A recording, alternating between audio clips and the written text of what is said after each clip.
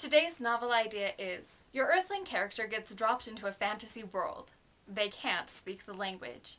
If they are able to be taught it, it takes a reasonable amount of time for them to pick it up.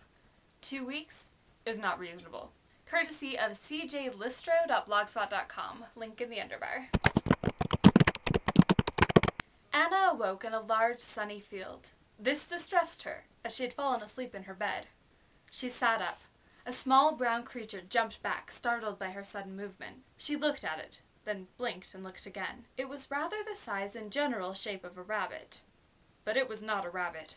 Its head was long and thin, a sort of muzzle splitting in half to reveal a thin pink tongue. Bulbous yellow eyes sat on top of the snout, and these surveyed her warily. Anna stared at the creature for a long moment. Then she screamed. The creature bolted. Anna continued to scream.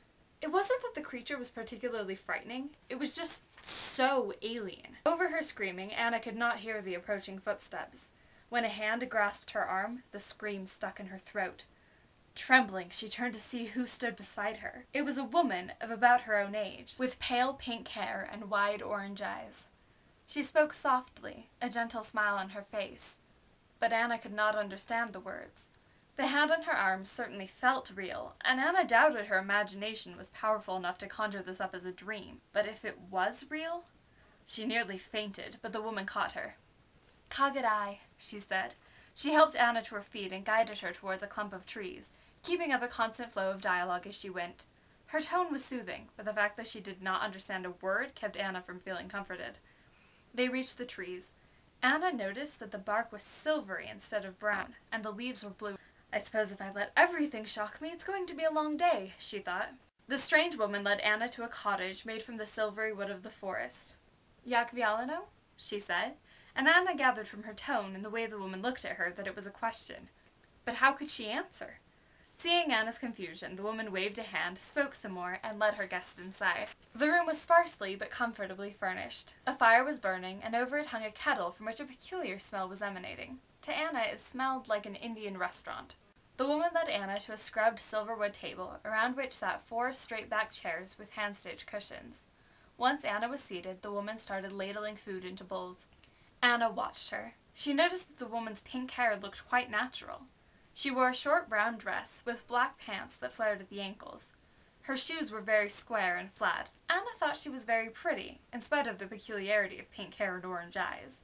The other woman was plump and cheerful-looking, with work-worn hands and well-defined dimples. Setting down 2 bowls filled with strange blue broth and yellow lumps, as well as a third empty bowl, the woman sat across from Anna.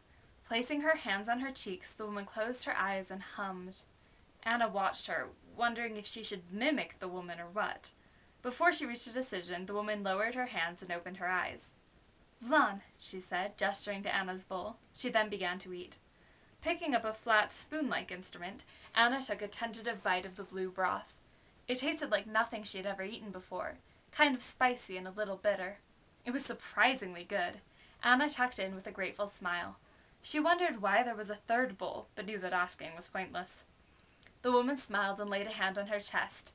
"Gaili," she said. She then pointed to Anna, cocking her head inquisitively. "Anna," the woman of that name said, pointing to herself. Gaili beamed. "Redainia, Anna." "Redain you, Gaili," Anna said, doing her best to imitate the woman's words. Gaili laughed. At that moment, the door to the cottage burst open. A man with the same pink hair as Gaili charged in. "Kak, Vushtan Ready, get mit!" he cried. The fear in his voice was obvious. Anna desperately wished she could understand what he was saying. Face pale, Gaili grabbed Anna by the arm. "Get, Anna! Get mit!" Gaili dragged her out of the cottage. The man had rolled away a boulder from the side of the house, revealing a large hole. Gaili pulled Anna inside, and the man replaced the stone, plunging them into darkness. Well, not absolute darkness, as it turned out. In the dark cellar, Anna was able to notice another strange thing. Gaili and the man glowed in the dark. Their skin gave off enough light to dimly see their surroundings, earthen walls and piles of boxes. "Fine tea?" the man asked, looking at Anna. She assumed he was asking who she was. "Anna," Gaili said, going on in the language Anna didn't understand, presumably explaining her presence. The man said something in an angry tone, but Gaili shushed him. Panic began to rise in Anna's chest. Again, she wished she understood these people's language. She wanted to know what they were hiding from. Thanks for watching, and happy writing!